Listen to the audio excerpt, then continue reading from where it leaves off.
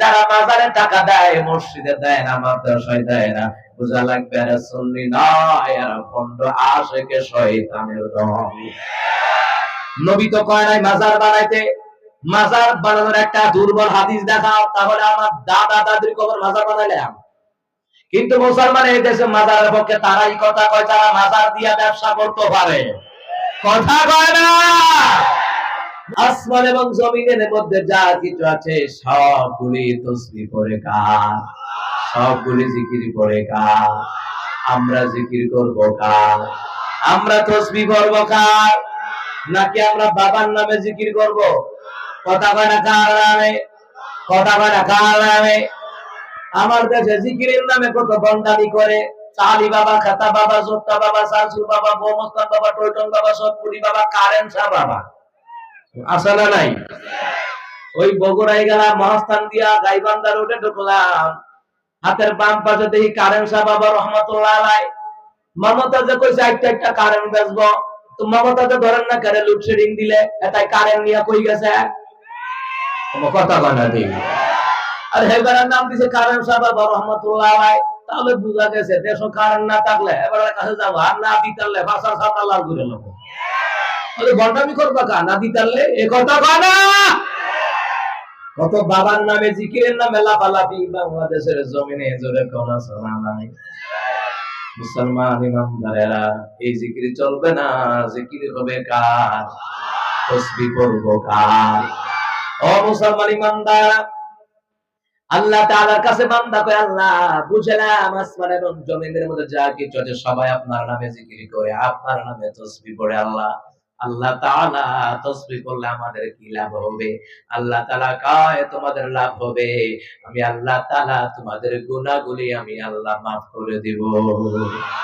ওয়ালিল্লাহি মা ফিস সামাওয়াতি ওয়া মা ফিল আরদ, আসমান এবং জমিনের মধ্যে যা কিছু আছে সবগুলি কার জন্য? আমরা নামাজ পড়ি কার জন্য? জিকির করি কার জন্য? মসজিদে টাকা দেই কার জন্য? মাদ্রাসায় টাকা দেই কার জন্য? মাজারে গরু দেই কার জন্য? আল্লাহর জন্য। মাজারে গরু দেয় খাদেমে খাইয়া পেট পোড়া করে। মাজারে দিলে যদি ধনী হওয়া যাইতো, এই দেশের ভিক্ষুক ভিক্ষা কইরা মাজারেই টাকা দিত। অথচ রহমতের নবী সাল্লাল্লাহু আলাইহি সাল্লাম বললেন, মান বানা লিল্লাহি মাসজিদান ওয়া বানাল্লাহু লাহু বাইতান ফিল জান্নাহ, দুনিয়ার জমিনে কেউ যদি মসজিদ বানায়, আল্লাহ তার জন্য জান্নাতে ঘর বানায়। কিন্তু রাসূল তো বলে নাই মাজারে বানাও জান্নাতে ঘর হবে। তাহলে বোঝা যায় যারা মাজারে টাকা দেয়, মসজিদে দেয় না, মাদ্রাসায় দেয় না, বোঝা লাগবে এরা সুন্নি নয়, এরা ভণ্ড আশিকে শয়তানের দল। নবী তো কয় নাই মাজার বানাইতে। মাজার বানানোর একটা দুর্বল হাদিস দেখাও, তাহলে আমার দাদা দাদির কবর মাজার বানাইলাম। কিন্তু মুসলমান এই দেশে মাজারের পক্ষে তারাই কথা কয় যারা মাজার দিয়া ব্যবসা করতে পারে। কথা কয় না। মুসলমান ইমানদারেরা, রাসূল বলেছেন মাদ্রাসায় দিবা, মসজিদে দিবা, দ্বীনের জন্য দিবা, ইকামত দ্বীনের জন্য দিবা, দাওয়াতি তাবলীগী কাজের জন্য দিবা। কথা কয় না। এখানে দিবা কেন? ওই বাবার অনেক ক্ষমতা। আমি কই কি ক্ষমতা?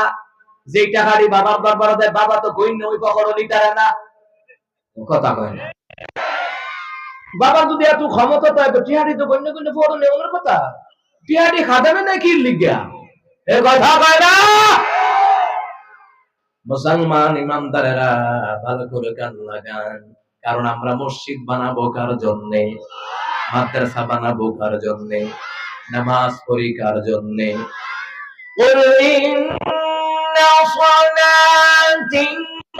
ونسكي ومحياي ومماتي لله رب العالمين।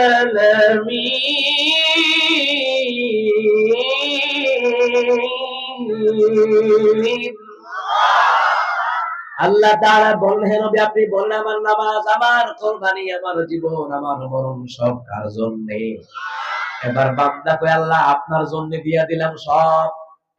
এবার বান্দা কয় আল্লাহ এবার আমাদের লাভ কি? আল্লাহ তাআলা বললেন,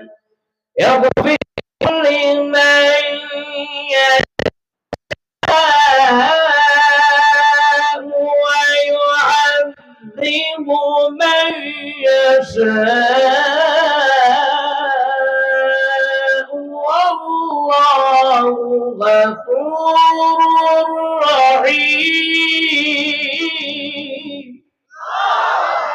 আল্লাহ তাআলা বললেন আমি আল্লাহ যাদেরকে ইচ্ছে করি আমি আল্লাহ তাআলা ক্ষমা করে দেব, আবার যাদেরকে ইচ্ছে করি আমি আল্লাহ তাদেরকে শাস্তি দিয়ে দেব। আমি আল্লাহ ক্ষমা করে দয়ালু, আমার আল্লাহর মতন ক্ষমা করে দয়ালু আসমানের নিচে জমিনের উপর আর কেউ আসেনি। কথা কয় না আসেনি। আল্লাহ কয় ফেরুন মাইয়াশা, আমি আল্লাহ যাদেরকে ইচ্ছে করে শাস্তি দেব, ওয়া ইউআযিবু মাইয়াশা, আমি আল্লাহ যাদেরকে ইচ্ছে করে শাস্তি দিয়ে দেব। আল্লাহ যাদেরকে ক্ষমা করে দেন এমন ভাবে ক্ষমা করে দেন যেন একটা বাচ্চা জন্মগ্রহণ করলে বেগুনাহ মাসুম হয়ে যায়। আল্লাহর কাছে যারা ক্ষমা চায় ইস্তিগফার করে তাদেরকে বেগুনাহ মাসুম, জোরে বলুন তো বানায়া দিবেন কে? ও মুসলমান ইমানদাররা, শয়তান চ্যালেঞ্জ করলো, কি করলো? শয়তান কয় আল্লাহ এইবার তোমার বান্দারা কেমনে জান্নাতে যায় আমি দেখবো। ও আল্লাহ আপনার বান্দাদেরকে আমি ডান দিক দিয়ে গুনাহ করাবো, বাম দিক দিয়ে গুনাহ করাবো, সামনে দিয়ে গুনাহ করাবো, পেছন দিয়ে গুনাহ করাবো, চতুর্দিক দিয়ে গুনাহ করাবো, আপনার বান্দারা কিভাবে জান্নাতে যায় আমি এবার শয়তান চ্যালেঞ্জ দিলাম। কারণ শয়তান কয় আল্লাহ এক নাম্বার আপনি আমার কিয়ামত পর্যন্ত হায়াত দিলেন, দ্বিতীয় নাম্বার মানুষের প্রসবের গড়ায় গড়ায় ঢোকাবার বের হবার আপনি ক্ষমতা দিলেন, তিন নাম্বার বাতাসের গতিবেগের মতন আমার গতি দিলেন। এবার দেখবো আপনার বান্দারা কেমনে জান্নাতের কাম করে। ওদেরকে দিয়ে ডাইনে বামে সামনে পেছনে গুনাহ করাবো। আমার মাওলা শয়তানের সাথে চ্যালেঞ্জ দেয়।